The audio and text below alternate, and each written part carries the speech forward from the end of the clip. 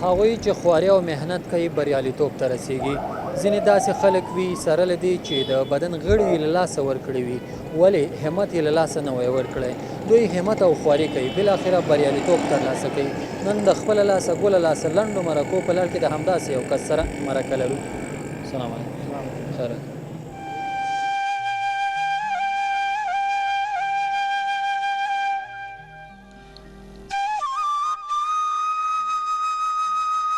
ستاسو څه نوم دی؟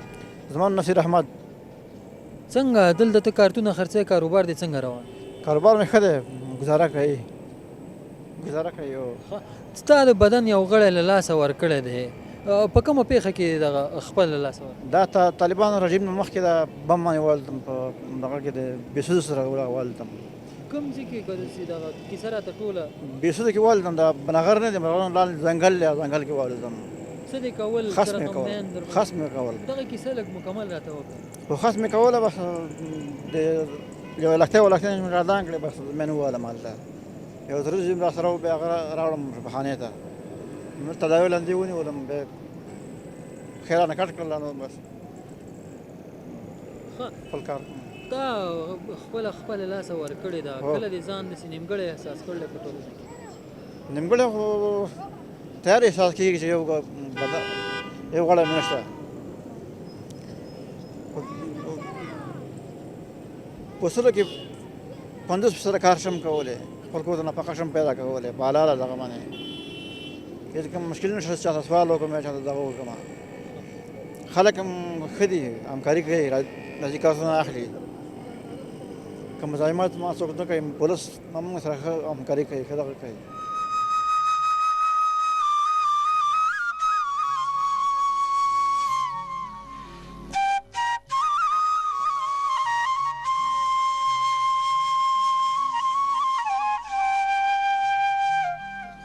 سره د دې چې تا د بدن یو غړی هم له لاسه ورکړی دی، بیا هم کار روزګار کوې، سهار وخته راوځې، ناوخته کور ته ځې، ژوند درته څنګه ښکاري؟ ښه ښکاري، صحیح ښکاري. ژوند نه راځي؟ راځي یم او خپل لاس باندې پیدا کوم، خپل لاس باندې بس خپل فامیل ته نفقه پیدا کوم حلاله. او تا چې د بدن غړی له لاسه ورکړه، هغه وخت کې د عمر څومره و؟ هغه وخت کې عمر زما به و د 20 کاله به و. 20 کاله. څنګه زده کړې دې کړي دي؟ تقریبا په 1350 او 4 تدریسي کال کې د پارنړي د لیسن فارغ یم. دا چې په افغانستان کې اداري فساد زیات دی، موږ څوک وظیفه نه راکوي. شپږ ورځې چې تقریبا معرف ریاست ته وکړلې، بس هېڅ کوم نتیجه ورنه کړله. بیا هېڅ د هغې نه دې خوا مې بیا د خپل کار مې شروع وکړو،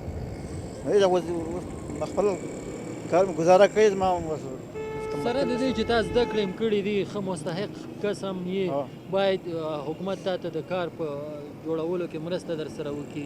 تر اوسه چا همکاري در سره په دې برخه کې؟ هېڅ همکاري نه کړې، نه هېڅ شی نه دی کړی. او د ټولنې د نورو وګړو برخورد تا سره څه ډول؟ ما سره برخورد ډېر ښه دی، ښه صحیح برخورد راته کوي. کله درته د کمي احساس شوی دی؟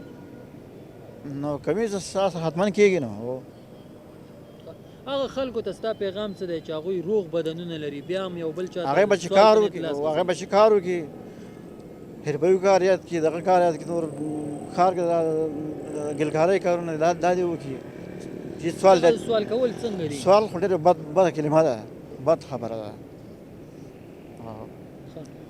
نو اوس پس دغه سوال کړی بس خدای تعالی راکوي راته. بس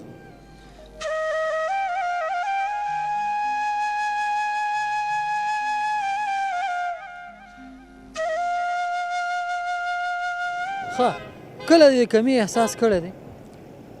کمي احساس نه مې دی کړی. نه، له ژونده راځي؟ ژوند نه راځي. ما وفضل خدای. په دې کارتونو کې ته دومره څه پیدا کوې چې ستا د کورنۍ لپاره؟ کارتونو کې راته 200-250 کالدار راته پاتې کېږي د ورځې، او زموږ د کورنۍ بس ګزاره پرې کوو. نو بس صحیح، او ګزاره هم پرې کېږي. کله چې ستا خپه بم وواله او ته بیرته په روغتون کې په ست شوې یا په هوش باندې راغللی، او چې ودې کتل د بدن یو غړی دې له لاسه ورکړی، هغه وخت کې د احساس څه شی و؟ هغه وخت کې به دغه ډېر غوسه هم راته راغله، او دغه هم راغله، ډاکټرانو بس نازني کړې وه، زما پښې کټ کړې وه.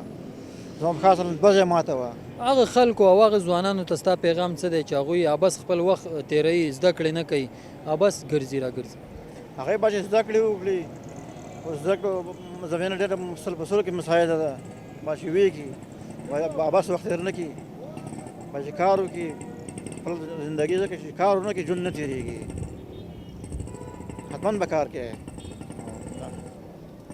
ته د ژوند نه راضي خوشحاله په دې حالت زه خو راضي یم او راضي یم چې دواړه اندامونه نه څه هم کړي وي دې باندې ډېر شکر دی خپل مشکل مې حل دی بس ستونزې ډېرې دي خو پته نه کښې زه انشاءالله کله چې کار کوم چارواکو نه ډېر د هغې ناراضه یم ځکه چې دولسم شنو خلاص شوی یم په همدې مایبت کې مکتب وي مګر چا ما ته معلومي را نه کړه نه چا وظیفه را کړه د مجبوري دراسه دا خاصه کومې ادارې ته تللی ته عریضه هغه ادارې د خپله اداره خو راته معاش راکوي نه بلې کومې ادارې ته مثلا د معارف ریاست تقریبا 15 عریضې مې ورته وکړلې څه وایي هغوی ولې هغې لیکي اصولي اجراات وکړي اصولي اجراات وظیفه مو ورکوئ دا د اصولي اجراات معنا هم دا ده نو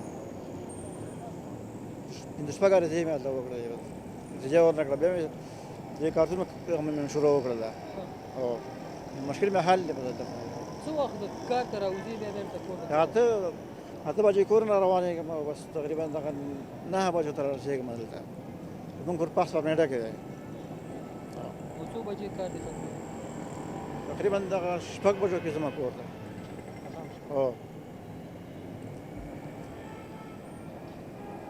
مننه ډېره زیاته تاسو مننه